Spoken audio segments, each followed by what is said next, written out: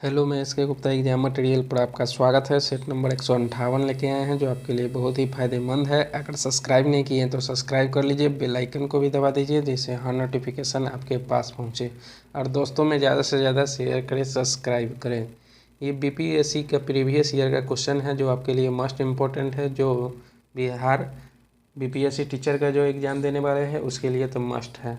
चलिए, इसमें अभी तो प्रॉब्लम चल रहा है बीएड वर्सेज बीटीसी डीएलएड के बारे में आपको जानकारी होगा कि इसका चल रहा है। अब देखिए क्या होता है, इसमें लागू बीएड वाला को करता है या नहीं करता है। फिर भी आप लोग पढ़ने पर ध्यान दीजिए जिससे आपको पढ़ाई बाधित नहीं हो। ठीक है, चलिए स्टार्ट करते हैं कि एक परमाणु की मात्रा किसमें प्रदर्शित की जाती है। एक परमाणु की मात्रा किसमें प्रदर्शित की जाती है। और एक और बात कहना चाहते हैं कि कल 2.5 घंटा का लगभग क्लास चला था, उसे देखना ज़रूर, क्योंकि उससे बहुत आपको फ़ायदा मिलने वाला है और एग्ज़ाम में भी आपको बहुत सहायता होगा। उससे लगभग क्वेश्चन टकराने की उम्मीद रहेगा। ठीक है, और एक बात कि आप लिखते भी चलिए जिससे आपको रिवीजन करने का मौका मिले। चलिए स्टार्ट करते हैं। एक परमाणु की मात्रा किसमें प्रदर्शित की जाती है, तो ये परमाणु मात्रा इकाई में प्रदर्शित की जाती है। और पूछ ले परमाणु बम किस सिद्धांत पर काम करता है, तो ये नाभिकीय विखंडन, इस सिद्धांत पर, नाभिकीय विखंडन के सिद्धांत पर काम करता है। अगर पूछे परमाणु की खोज किसने किया, तो ये जॉन डाल्टन ने किया था। जॉन डाल्टन ने किया था। किसने किया था? जॉन डाल्टन ने किया था। कब किया था? तो ये 1803 ईस्वी में ब्रिटिश ने वैज्ञानिक ने किया था। कौन किया था? ब्रिटिश वैज्ञानिक ने किया था। आप लोग लिखते चलिए। ठीक है, अगर पूछे हाइड्रोजन बम की खोज किसने की, तो एडवर्ड टेलर ने किया था। Edward Teller. ये बम है, हाइड्रोजन बम है। और सीधे पूछे हाइड्रोजन की खोज किसने किया था, तो ये हेनरी कैवेंडिश ने किया था। हेनरी कैवेंडिश ने किया था। हाइड्रोजन बम किस सिद्धांत पर काम करता है, तो ये नाभिकीय संलयन के सिद्धांत पर काम करता है। नाभिकीय संलयन के सिद्धांत पर काम करता है। ठीक है, नेक्स्ट पर चलते हैं। किलोवाट इकाई किसमें प्रदर्शित किया जाता है, तो ऊर्जा में प्रदर्शित किया जाता है। पूछे 1 किलो बराबर कितना वाट होता है, तो ये 1 किलो 1 किलो वाट बराबर कितना वाट होता है, तो 1000 वाट होता है। अब पूछे 1 किलो वाट घंटा बराबर कितना होता है। 1 किलो वाट घंटा बराबर कितना समय होता है, तो 3.6 गुने 10 के पावर 6 जूल होता है। ठीक है, ठीक है, नेक्स्ट पर चलते हैं। उपग्रह हुआ पिंड है जो किसी पिंड के चारों ओर परिभ्रमण करता है, उसको भारी कहते हैं। नेक्स्ट पर चलते हैं। अगर किसी वस्तु की गति 4 गुनी कर दी जाए तो उसकी गतिज ऊर्जा कितनी हो जाएगी, तो ये 16 गुना हो जाएगा। अगर कोई चीज़ वस्तु गति है तो उसको गतिज ऊर्जा कहेंगे। अब कोई वस्तु जो ऊंचाई पर सिर्फ है, जैसे छत पर लगा टंकी, ये इसमें स्थिर ऊर्जा होता है। इसमें स्थिर ऊर्जा होता है। स्थिर ऊर्जा बराबर क्या होता है, इसका सूत्र होता है mgh होता है। क्या होता है? तना हुआ धनुष, ये भी स्थिर ऊर्जा है। ठीक है, इसका mgh फॉर्मूला होता है और गतिज ऊर्जा का फॉर्मूला होता है 1/2 mv² होता है। mv² होता है। जैसे दौड़ता गाड़ी, चलती ट्रेन, ये सब गतिज ऊर्जा का है। जैसे बंदूक से छोड़ी हुई गोली, ये सब गतिज ऊर्जा का उदाहरण है। ठीक है, नेक्स्ट पर चलते हैं। कुल कितने ग्रह पृथ्वी को घेरे हुआ है, तो ये 8 ग्रह पृथ्वी को घेरे हुआ है। कितना ग्रह घेरे हुआ है, तो 8 ग्रह घेरे हुआ है। ठीक है, नेक्स्ट पर चलते हैं। सूर्य क्या है, तो सूर्य एक तारा है। और सूर्य क्या चीज़ से बना हुआ है, तो ये अधिकांशतः हाइड्रोजन और हीलियम से बना हुआ है। ठीक है, नेक्स्ट पर चलते हैं। सूर्य के प्रकाश पृथ्वी तक पहुंचने में कितना समय लगता है? तो ये 500 सेकंड का समय लगता है। 500 सेकंड लगता है, लगभग मिनट में बोल सकते हैं 8 मिनट 20 सेकंड, 8 मिनट 20 सेकंड, कहीं कहीं 16 सेकंड भी देता है ऑप्शन के अनुसार, देखें। ठीक है, नेक्स्ट पर चलते हैं। प्रथम भारतीय उपग्रह आर्यभट्ट को किस दिनांक छोड़ा गया? तो ये 19 अप्रैल 1975 को छोड़ा गया। ठीक है, नेक्स्ट पर चलते हैं। पृथ्वी सूर्य का एक चक्कर लगभग कितने दिनों में पूरा करता है? 365, 1/4 दिन में। आपको बता देते हैं कि लगभग इसका जो होता है 365 दिन, 365 दिन 6 घंटा, 365 दिन 6 घंटा 48 मिनट, 48 मिनट और 45.51 सेकेंड में यह पूरा करता है। ठीक है, नेक्स्ट पर चलते हैं। किस रंग के तरंग लंबाई सबसे अधिक है? तो ये लाल रंग का तरंगधर जो होता है सबसे ज़्यादा होता है और बैंगनी रंग का सबसे कम होता है। बैंगनी रंग का तरंगधर सबसे कम होता है। अगर विचलन पूछ ले कि सबसे ज़्यादा विचलन किसका होता है, तो बैंगनी रंग का सबसे ज़्यादा होता है और लाल का सबसे कम होता है, उसका रिवर्स होता है। ठीक है, नेक्स्ट पर चलते हैं। स्टार्च का रासायनिक सूत्र क्या है?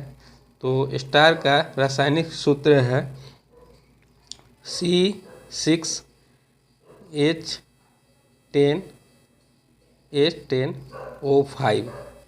ठीक है, इसे पॉलीसेकेराइड कार्बोहाइड्रेट भी कहते हैं, पॉलीसेकेराइड कार्बोहाइड्रेट भी कहते हैं।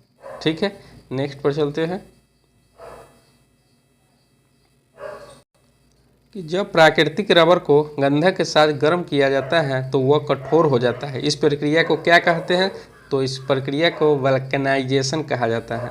रबर को तना करने के लिए, कड़ा करने के सल्फर उसमें मिलाया जाता है। क्या मिलाया जाता है? सल्फर मिलाया जाता है। नेक्स्ट पर चलते हैं। धातु के ऑक्साइड को पानी में घोलने पर क्या प्राप्त होता है? तो ये क्षारीय होता है। क्षारीय कितना से कितना होता है? क्षारीय 7 से ऊपर हो जाएगा तो वह क्षारीय हो जाता है। पीएच मान अगर 7 से ज़्यादा हो जाता है क्षारीय हो जाएगा। अगर 7 रहेगा तो ये इसको उदासीन बोलेंगे। अगर 7 से कम रहेगा तो उसको अम्लीय बोलेंगे। ठीक है, और इसको पहचानने के जैसे कहता है कि लाल से नीला हो जाता है, नीला से लाल हो जाता है, तो आप उसमें कंफ्यूज नहीं करिएगा। देखिए, इसका एक फार्मूला होता है, एक ट्रिक है, फार्मूला नहीं है, ट्रिक है। जैसे ABR, ए से एसिड यानी अम्ल इसको कहते हैं, ये है, बी से ब्लू हो जाएगा और रेड हो जाएगा। देखिए, अम्ल में ब्लू टू रेड हो जाएगा, नीला से लाल हो जाएगा। अगर क्षार रहेगा, BRB इसका है, क्षार वाला का क्या सूत्र है? बी, इसको बेस कहते हैं यानी क्षार कहते हैं। तो ये रेड से ब्लू हो जाएगा, लाल से ब्लू हो जाएगा। ठीक है, आप लोग ध्यान में रखें।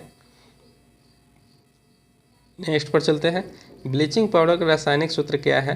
तो इसका CaOCl2 होता है, ये L2 है, CaOCl2 होता है। ठीक है, नेक्स्ट पर चलते हैं। वे तत्व जो इलेक्ट्रॉन को ग्रहण करते हैं और ऋणात्मक आयन बनाते हैं क्या कहलाते हैं? तो ये आधातु कहलाते हैं। क्या कहलाते हैं? आधातु कहलाते हैं। नेक्स्ट पर चलते हैं। किसी उदासीन परमाणु से एक इलेक्ट्रॉन का नुकसान कौन सी प्रक्रिया कहलाती है? तो ये ऑक्सीकरण प्रक्रिया कहलाती है। नेक्स्ट पर चलते हैं। साधारण किसी अकार्बनिक अम्ल के साथ जब किसी धातु की प्रतिक्रिया होती है तो कौन सी गैस निकलती है? तो ये हाइड्रोजन गैस निकलती है।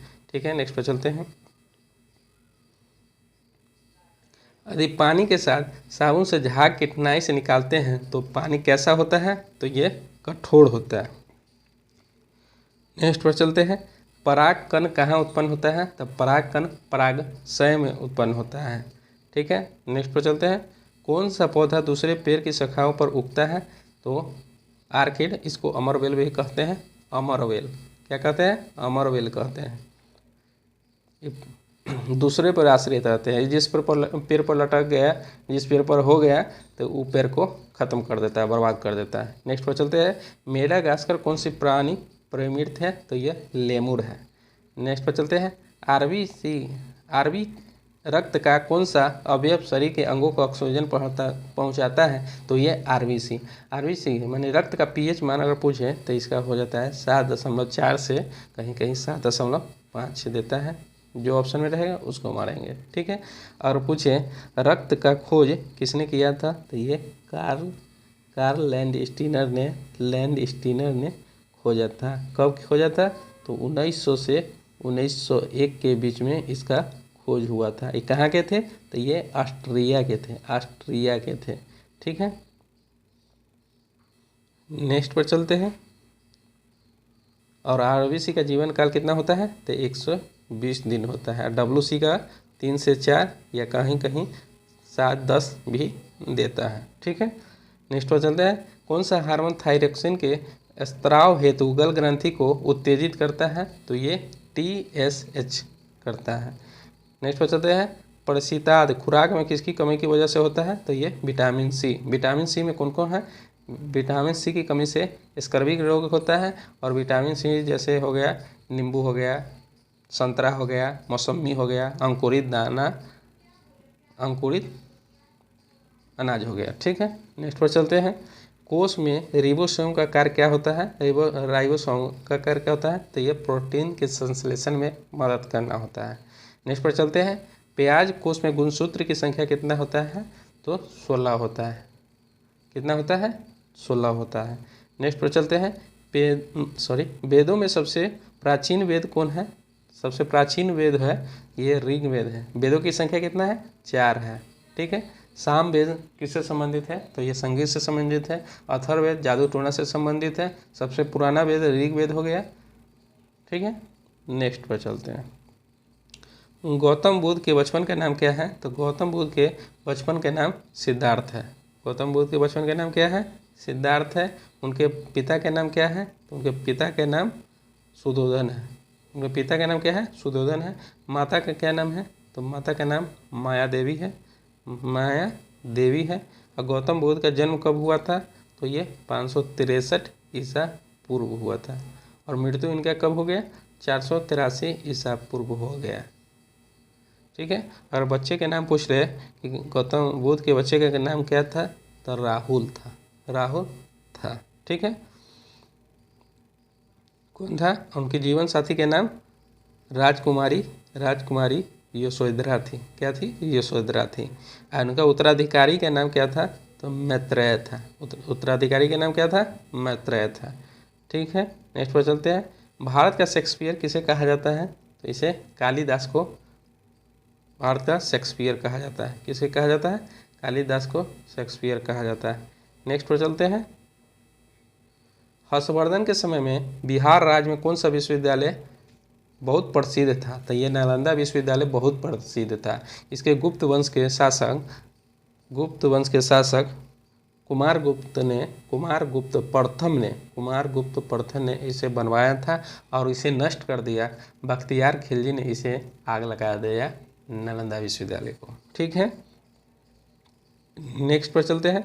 सोमनाथ के मंदिर पर आक्रमण करने वाला कौन सा विदेशी आक्रांता था? तो ये मोहम्मद गजनवी आक्रांता था। नेक्स्ट पर चलते हैं। किस राजपूतानी रानी को अलाउद्दीन अपने अंतःपुर में लाना चाहता था? तो ये पद्मावती के। और पद्मावती के लेखक कौन है? तो मोहम्मद मालिक जायसी, ठीक है। नेक्स्ट पर चलते हैं। बंगाल, बिहार तथा उड़ीसा का भूमि कर वसूल करने की सत्ता अंग्रेजों को कब मिली? तो ये 1764 ईस्वी में। और बिहार बंगाल से कब अलग हो गया? तो ये 1912 ईस्वी में अलग हो गया। और उड़ीसा से कब अलग हो गया? उड़ीसा से 1936 में अलग हो गया। और झारखंड कब हो गया बिहार से अलग? तो ये 15 नवंबर 2000 ईस्वी में अलग हो गया, ठीक है।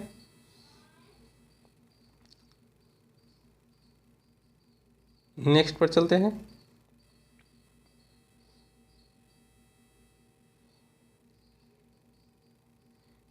भारत का सबसे गर्म स्थल कौन सा है?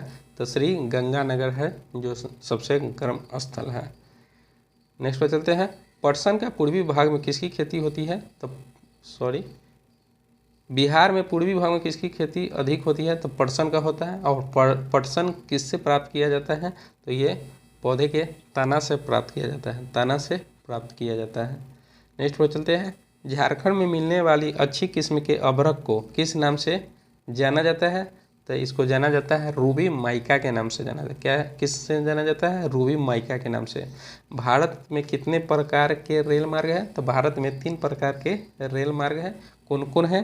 तो ये है ब्रॉड गेज है, ब्रॉड गेज, क्या है? Broad gauge,